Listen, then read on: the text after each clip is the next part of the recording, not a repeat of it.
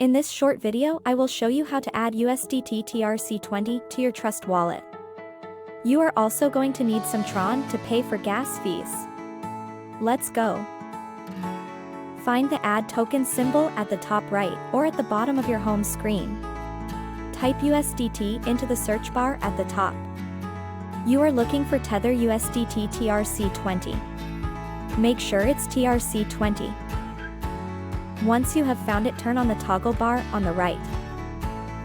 Next, search for TRON. The trading abbreviation is TRX. You are going to need some TRON to pay for gas fees when you send your USDT TRC20 to an external wallet. Once you have found it, turn on that toggle switch also. Needing TRON to cover gas fees is no different than needing Ethereum when sending USDT ERC20. Except TRON gas fees are much less expensive than Ethereum, so you won't need that much. Just remember T for TRON.